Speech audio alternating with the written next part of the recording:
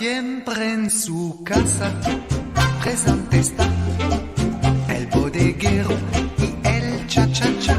Vete a la esquina y los verás, y atento siempre te servirá. Anda enseguida, corre allí, que con la plata lo encontrarás. Del otro lado del mostrador, muy complaciente y servidor. Bodeguero, ¿qué sucede? ¿Por qué tan contento estás? Yo creo que es consecuencia de lo que en moda está. El bodeguero bailando va, y en la bodega baila así. Entre frioles, papaya y el nuevo ritmo del cha-cha-cha. Again, and welcome back to another exciting episode of Cooking with Mr. Sockavello. This week we are going to be making Mr. Sockavello's chicken fajitas. Delicious, delicious, delicious dish here. This is going to fill your belly with goodness like always. What you will need is 1 to 1.5 pounds of boneless, skinless chicken breast, 1 large bell pepper, red or green, 1 large tomato, a large white onion. You're going to need some tortillas or chips, 1 pack of fajita seasoning, and I like to have this with white rice, maybe a little sour cream as a garnish or a topping, and you always want some cheese to go with this. Whichever kind of cheese you want, Mr. Sockavello prefers provolone cheese on his fajitas. But you can use Colby Jack or Jack cheese or whatever kind of cheese you want to top this dish. All right. During the summer, Mr. Sockavello grows his own peppers and tomatoes and onions. But if you're cooking this before the crops have come in, you're going to want to go to the store and get a large green bell pepper, a large red tomato, and a large white onion. So there's your ingredients to start. You're going to want to dice up your onions and your green bell peppers or red bell peppers if you prefer, and get them cooking in a pan. Add like a tablespoon of cooking oil in the pan and get those cooked up. And you're going to want to cook those for about 15 minutes until the onions kind of change color and they are cooked thoroughly. Now, after I cook them, I like to set them aside in a special dish where in the same pot I cook the onions and the bell peppers, I add my chicken breast. I like to get a large chicken breast, one of the big ones, dice it up into pieces, nice chunks, and cook that for about 10 minutes until the chicken is thoroughly cooked. Now, next I go with the McCormick brand fajita mix. McCormick seems to have a more robust flavoring when I make my fajitas, and that's exactly what I like to taste. Now you add this. This is a little secret. I like to mix the fajita seasoning into a cup of water and slowly add the packet so that you do not get clumps. Okay? Now you mix that up very nice, and that is going to be delicious. Now I pour that into the pan with the chicken and then return the onions and bell peppers mix in. And once you get that simmering, you can dice up your tomatoes or whatever and add that to the batch. And after you do that, you're going to want to almost get this finished, but you want to remember that you want to make about a cup of white rice to go with this. So when you start doing your chicken, get your white rice started at the same time. Now, as that's steaming and your rice is finished, you're going to want to cook this on low to medium heat for about 10 minutes or so. Get those flavorings to really mingle together in the pan. Now, as those are cooking, I like to take a metal cookie sheet thing for drying your cookies, set that on top of the pot, and get my tortillas right on that grill and be flipping them to heat the tortillas, and it remoistens the tortillas as well. This is a delicious, delicious summer dish, and this should feed 4 to 5 people, or, however many people you got, but there will be leftovers here. Now you can see there is the rice, turned out perfect. How I like to serve these up is I like to put the cheese in the bottom of the tortilla, add some white rice, and then top it off with fajita mix and a little sour cream. And you can eat these burrito style or you can eat these soft taco style. They are really delicious. And you might not want to forget your white corn tortilla chips. That really sets the recipe off from the other recipes. It is very delicious and it will fill your belly with goodness. I hope you guys enjoyed this recipe. And as always, I will see you next time for cooking with Mr. Sockavello. Have a good day. Hope it ain't your last. Siempre en su casa presente está el bodeguero y el cha-cha-cha. Vete a la esquina y los verás, y atento siempre te servirá. En enseguida corre allí, que con la plata lo encontrarás. Del otro lado del mostrador, muy complaciente y servidor. Bodeguero, ¿qué sucede? ¿Por qué tan contento estás? Yo creo que es consecuencia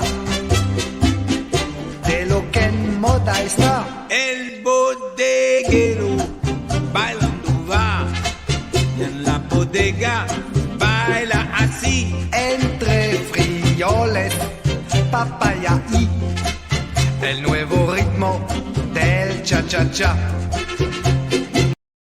Hello and welcome again to another exciting episode of Cooking with Mr. Sockavello. This week we're going to be making late night lasagna. Oh boy, this is a good one. So here's what you're going to need: 1 pound of ground beef, 1 large onion, 2 jars of your favorite sauce, 5 to 6 eggs hard boiled, 1 pound of the pasta, so the lasagna pasta, some jack cheese, a mozzarella cheese, Parmigiano cheese, and your favorite seasonings. All right, first off, get your eggs hard boiled. You can do 5 to 6, depending on if they're giant eggs or what, but you want about 5 to 6 eggs hard boiled. All right, you want your 2 classico sauces or whatever kind of sauce you like. As you can see here, I went with the roasted garlic and the four cheese sauce. You're going to want 1 large onion diced up into pieces and your pound of pasta. You want to get that pasta boiling and get it soft. Read the directions on the box. It'll say cook for 7 to 9 minutes or 9 to 10 minutes, whatever it says. But you want your pasta cooked. And there you go. We got our pasta in the pan. And I'm going to also start getting my onion cooked. You want to cook the onion for 5 minutes, 5 to 7 minutes, get it started cooking, and then add your pound of ground beef. Now, you want to cook this until the beef is cooked thoroughly, and then make sure you remove the grease the best you can. You can just spoon it out. There shouldn't be more than a couple tablespoons of grease. You want to remove the grease from the pan or not. It's up to you. Some people like the grease. Depending on what I'm cooking, sometimes I will leave it in there for the flavoring. Also, if I'm cooking with a little bit of Italiano sausage, I might leave some of the grease in to kind of give it some flavor, especially if you're going to freeze it or have leftovers. All right, so We've got our ground beef cooked. We've got our onions diced up and cooked. Our pasta is just about ready at this point. So then I want to add my sauce. Mix in your 2 containers of sauce into the pan. Get that cooking. I want to add some garlic powder to this, or you can use fresh garlic. I can add my Italiano seasonings. I add some garlic salt. I add some pepper, this, that, and the other thing, some of Mr. Sockavello's secret tips and tricks. But when your sauce is nice and seasoned, go ahead and let it just cook on low and get those flavors mingling in the pan. If your pasta is done about now, you can just turn it off and let it sit for a few minutes in the pot while you get your hard boiled eggs peeled. Now you want to start by putting a little bit of sauce into your small pan. Depending on how you're doing this, if you're going to do just one giant uh pan, like a giant what 10 by 9 or whatever, a big, cake pan of the lasagna, what I do is cook it into 2 separate smaller dishes, or I can freeze one, and that way it gives you a whole free lasagna when you're done. So put some of the sauce into the bottom and layer it with your pasta. And you're going to scoop it right out of the pan into the dishes. You're going to want to do both of them or the entire thing at once. Put a small layer of the sauce down, layer it with the noodles, maybe add a little bit more sauce. On top of the noodles, you can double up the noodles on the bottom. Then you want to add your hard-boiled eggs onto the top of the noodles.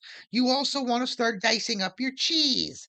Now, I would dice up my jack cheese, or you can shred it and spread it on shredded. It depends on kind of what you want to do, whatever's easy.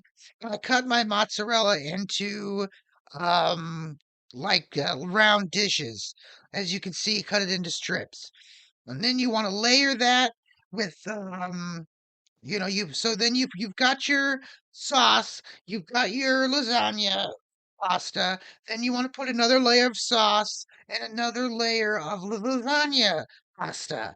Then you want to add your hard-boiled eggs, all your cheeses, your jack cheese, all that, mix it in, add some more sauce on the top. You could put another layer of the lasagna pasta down, and then top that off with your final layer of sauce.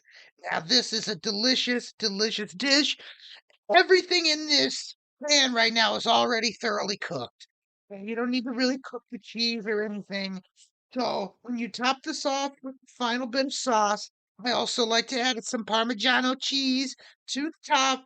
And then you're gonna wanna, whenever you get ready to eat this, you can either, you freeze one and cook the other one, or you can cook both if it's in one giant pan.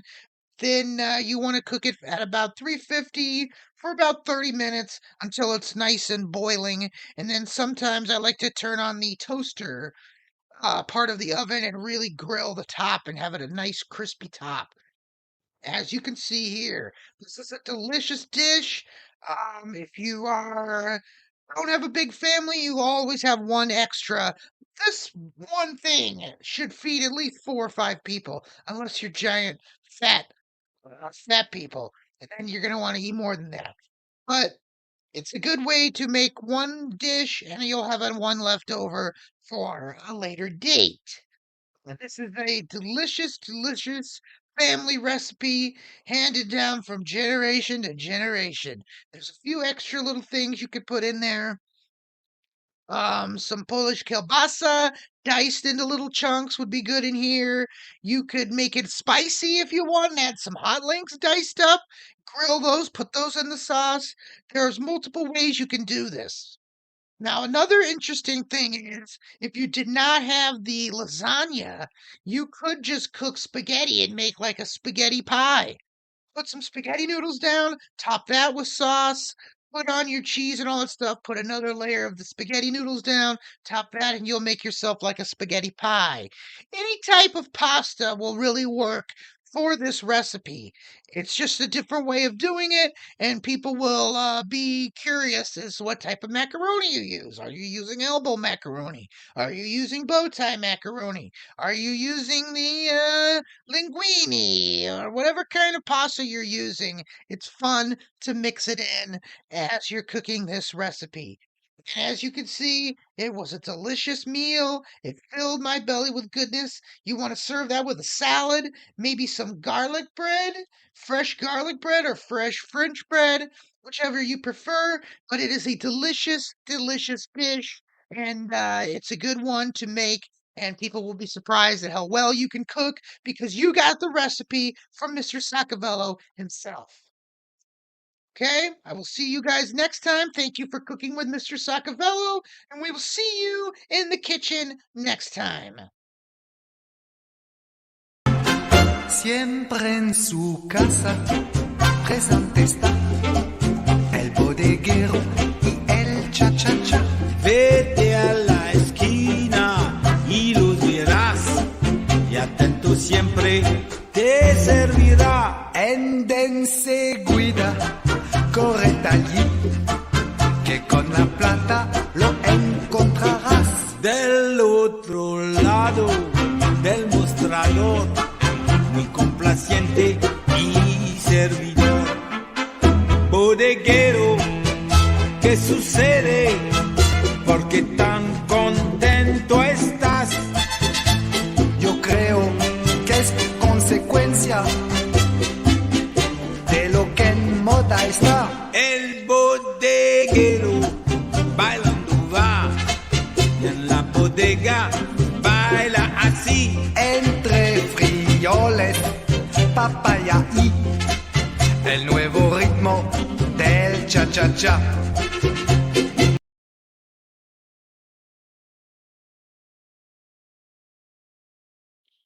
Hello, and welcome again to another episode of Cooking with Mr. Sockavello.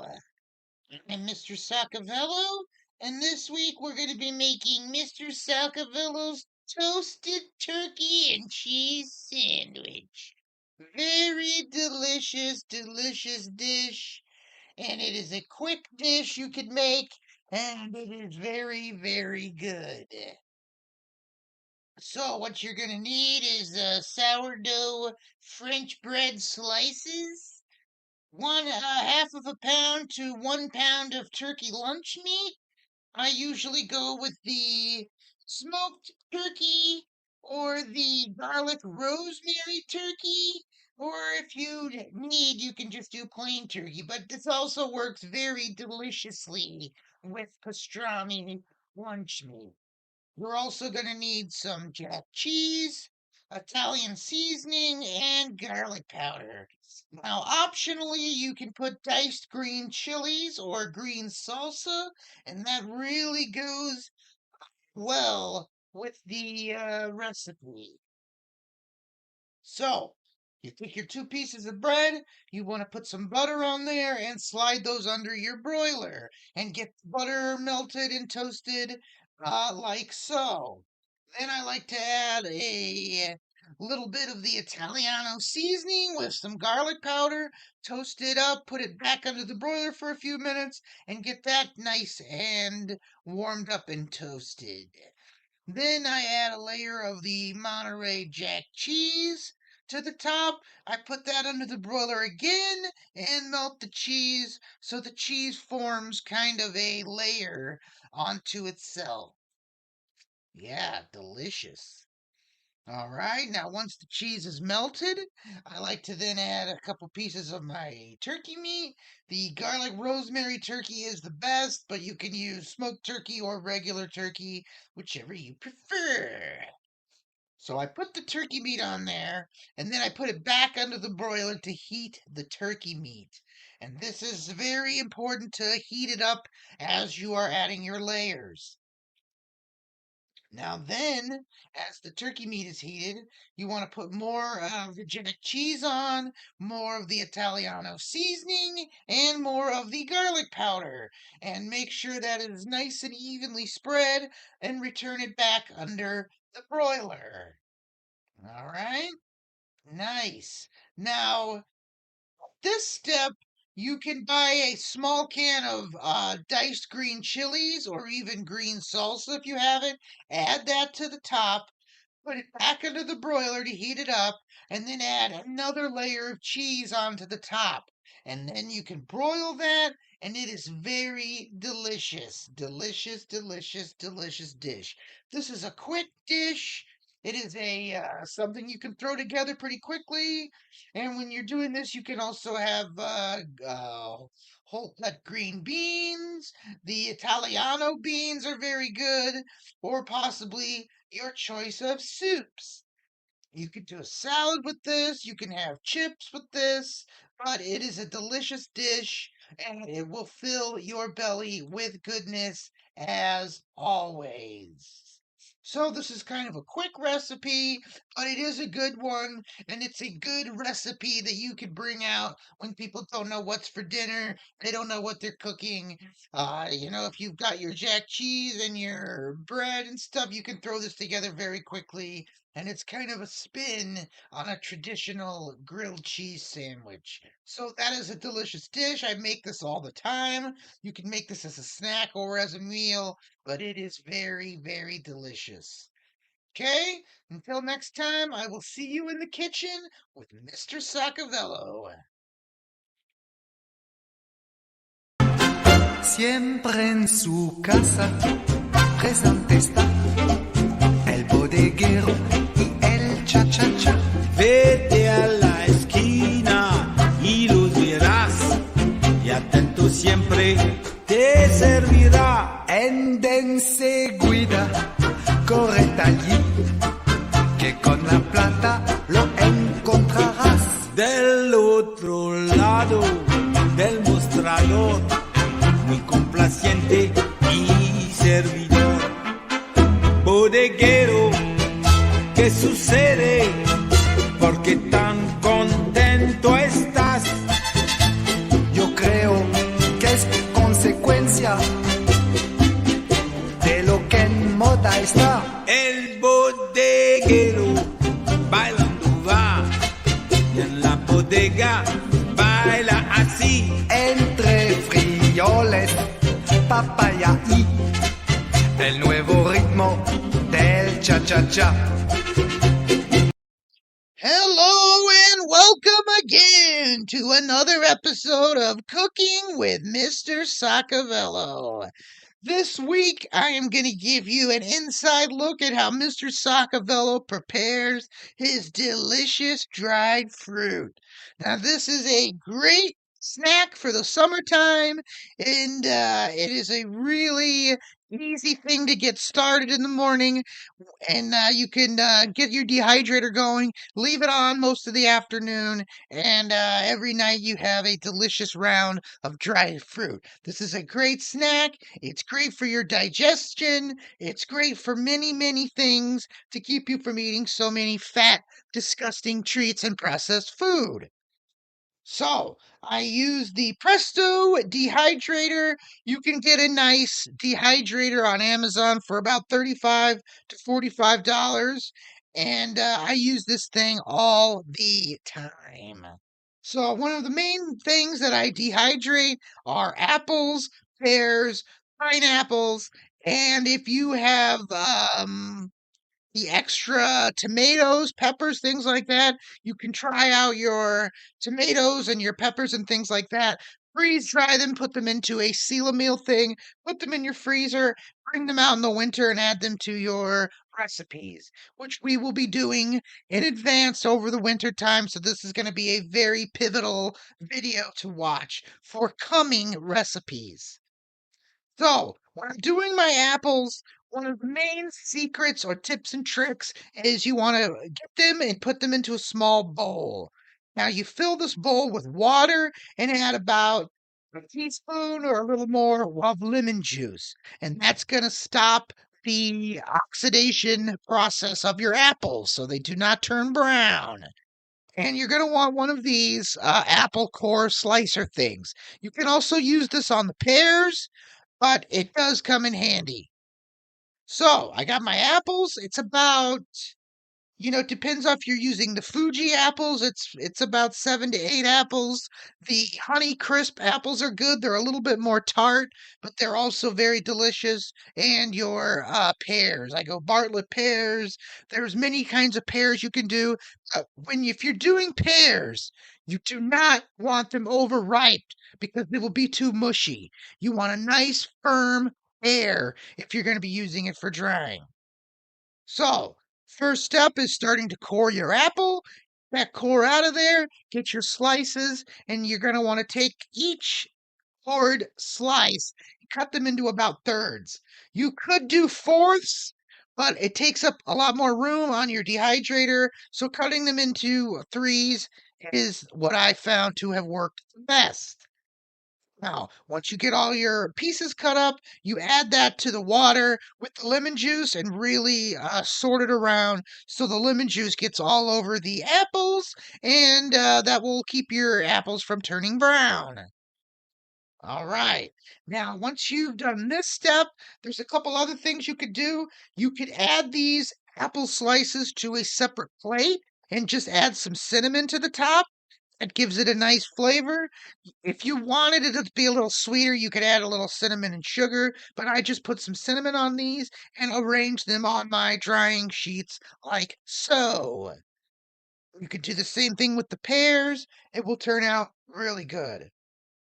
So here you could see it's all lined. I've got some pineapple on this one, but this is how you want to do it. You want to get them as close together as possible because there will be shrinkage when the drying process is done.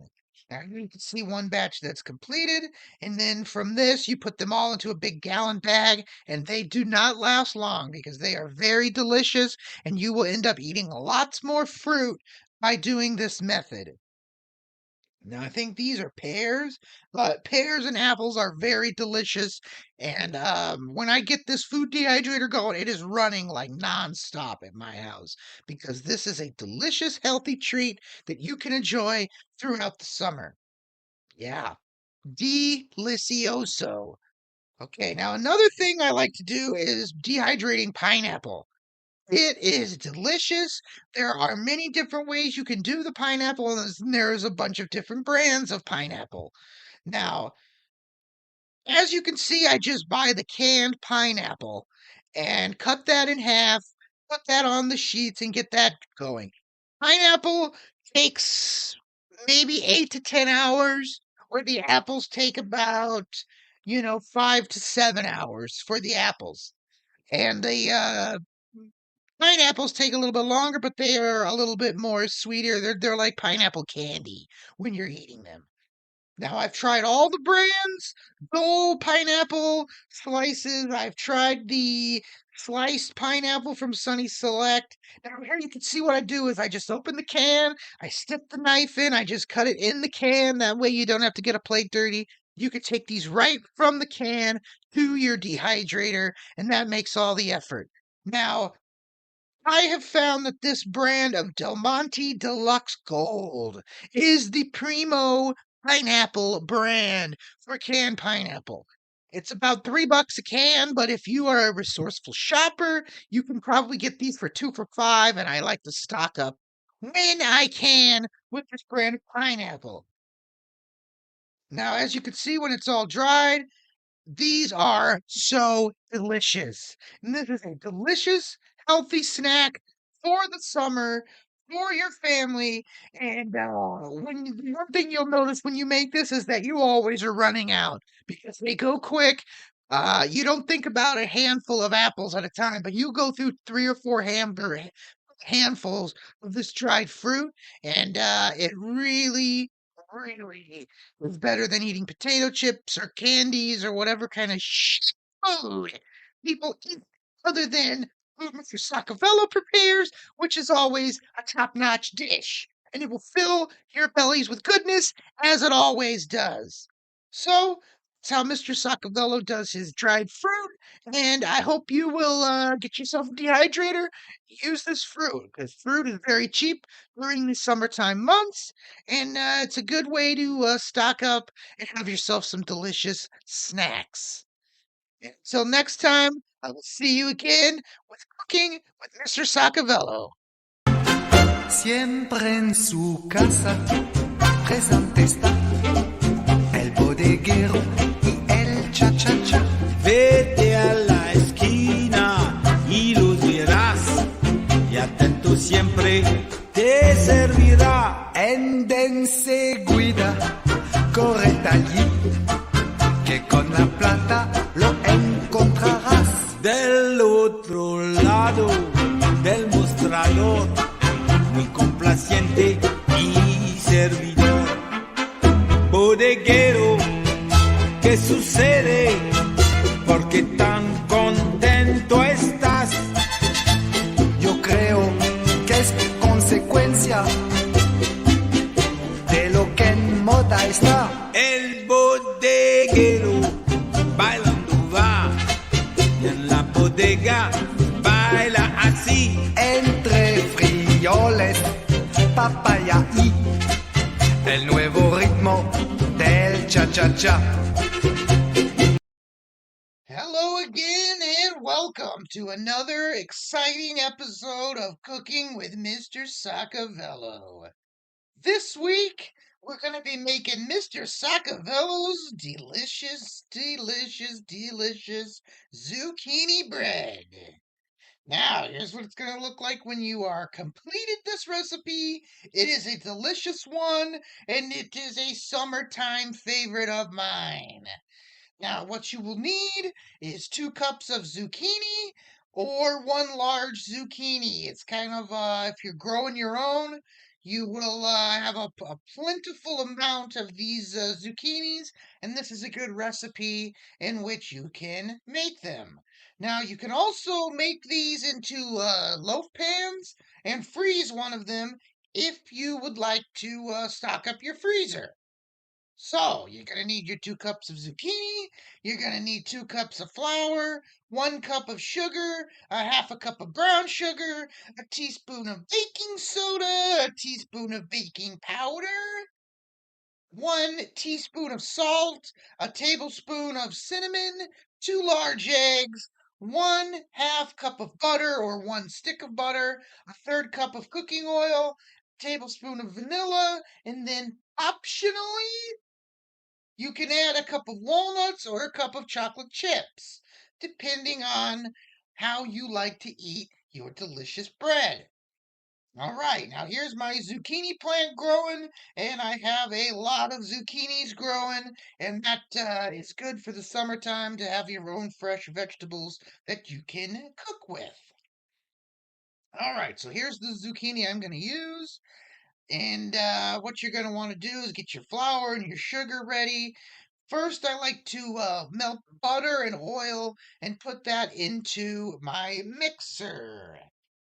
As it's in the mixer, I add my sugar and get it whipped up into a nice creamy froth. All right, and you can see I'm whipping it, whipping it, whipping it. Then I add my 2 eggs, I add my vanilla, and I whip it, whip it, whip it some more and get it nice and mixed, nice and fluffy.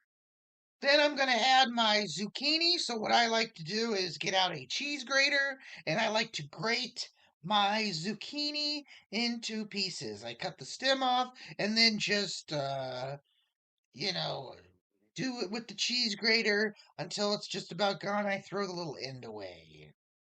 Here you go. Here's my zucchini all grated up. I like to add that directly in and get it whipped up again.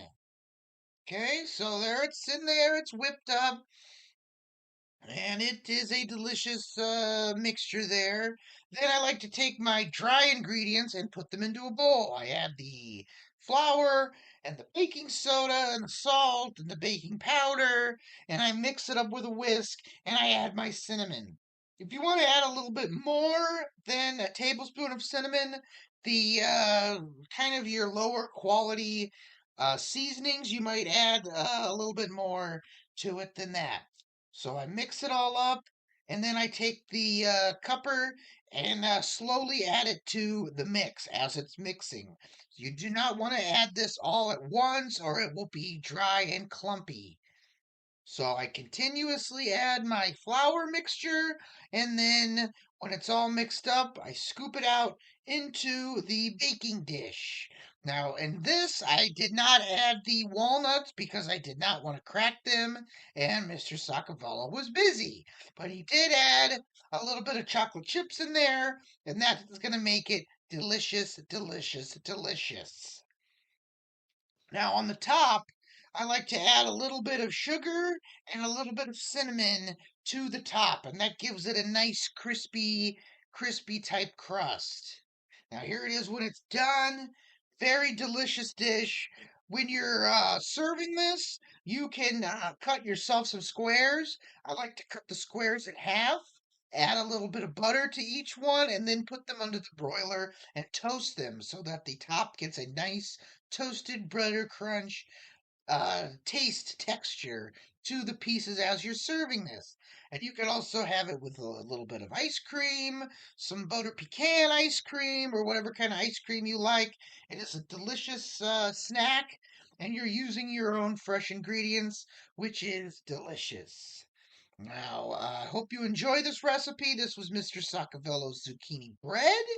It is a delicious one I've been trying to make for a while, but I did not want to make it until I had my freshly grown zucchini. All right, so I hope you enjoyed that. And this was Cooking with Mr. Sockavello. Siempre en su casa presente está el bodeguero y el cha-cha-cha.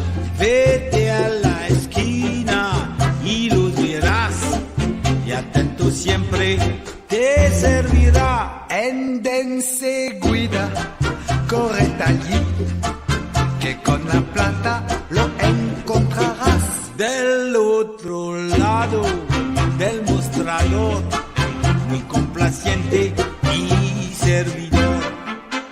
Bodeguero, ¿qué sucede? ¿Por qué tan contento estás? Yo creo que es consecuencia de lo que en moda está. El bodeguero bailando va, y en la bodega baila así. Entre frijoles, papaya y el nuevo ritmo del cha-cha-cha.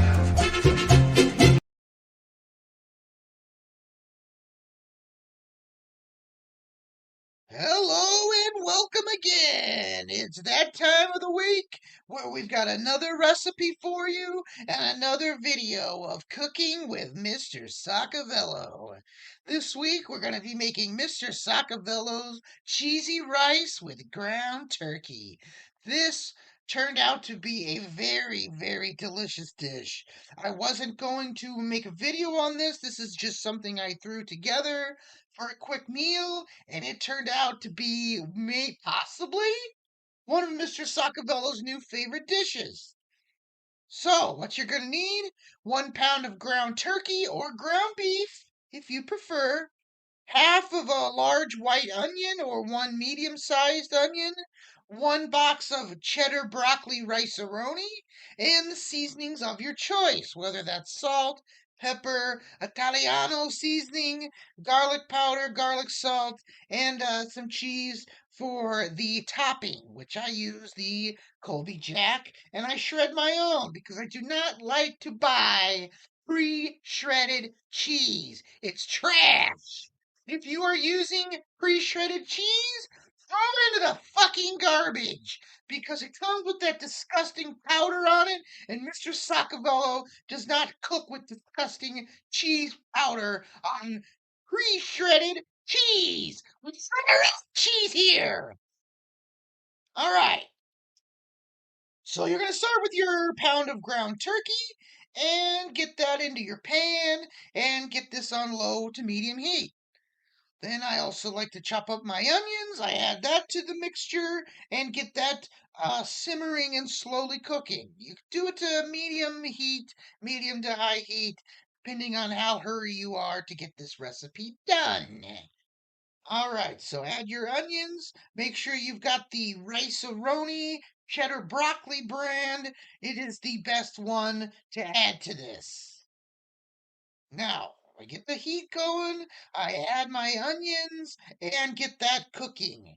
Stir it up, chop up your turkey meat and get it going. All right, then as that's cooking, I start to prepare the rice. You add your 2 tablespoons of butter and you add in your dry rice ingredients and get that cooking at the same time you are cooking your turkey.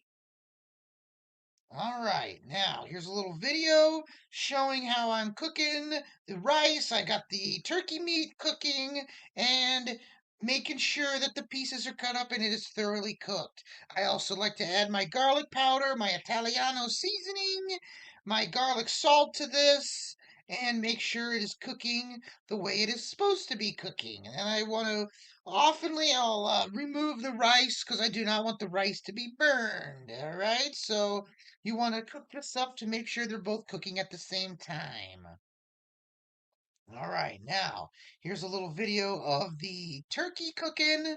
And as you can see, we want to make sure they're both cooking at the same time. That is the way to make this dish really pop, is to have everything cooking at the same time so it's completed cooking at the same time. And I give it a little shimmy, I give it a little shake, I make sure everything's nice and cooked, and you want the half of the rice to turn brown, golden brown. I turn the heat down a touch and make sure that the turkey is cooking correctly. Add your salt and pepper. Add a little more Italiano seasoning if you prefer. Add some garlic powder if you prefer. However you want to make this recipe, it will really taste delicious as you're cooking it. Okay. Now, add my garlic salt there, as you can see, sprinkle that on. I add my garlic salt. You want to just give that a nice little kiss, mamma mia, with a little garlic salt. Yeah, sprinkle a little garlic salt on there. That is delicioso. I love my Italiano seasoning. I put lots of Italiano seasoning on there, and that makes it nice and delicious. At this time, the rice has been turned down to low just to keep it heated. But the that's going. I also love this lemon seasoning. I put that on everything I cook too, and it is delicious, especially if you're cooking a poultry. The lemon seasoning really ups those flavors and is delicious. All right, look how Mr. Sockavello does it firsthand. We are cooking a masterpiece tonight. Absolutely. You're going to fill your belly with goodness with this recipe. Like always, every time Mr. Sockavello's in the kitchen, your belly will be filled with goodness. If you want a little shimmy again, give it a little shake. Just a little bit more cooking time for that, and that'll be ready. A little bit further, and you want to simmer this for about 15 minutes after you add your final ingredients, which will be the turkey and the onion mix. Now you can also, when you add your seasoning and you get your cheese seasoning in there, you can also throw in a diced up tomato if you would like. I did not have my crops of tomatoes cooked yet. I did not have a tomato to add to this. If I did, it would have been added because it kicks it up a notch.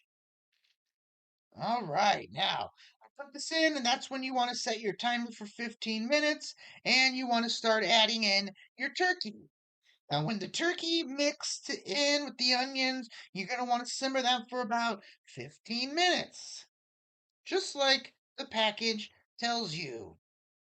And this is a delicious, delicious dish, as always. And after your 15 minutes, I top it off with my freshly shredded cheese. I go with the Colby Jack, and then make sure that melts thoroughly. And you turn your heat off, you pop your cheese in. You can, I usually sometimes, if I have the little toaster oven available, I will turn it on, brown up that cheese at the top, make a nice crispy cheese layer, and that is delicious. Now, also, I have zucchini this time of year. I like to dice up my zucchini and get that cooking. When you have about 3 minutes, 4 minutes left, or when you start to toast your cheese, you can get that zucchini cooking until it's nice and soft, and that is a delicious homegrown vegetable to have with your delicious dish. And it is 100% a belly filler with goodness. Here it is when it's all done. This was really good. I could eat this several times a week. It was so delicious. All right, there you go. That was Mr. Sockavello's delicious cheesy rice with ground turkey. And this was another episode of Cooking with Mr. Sockavello.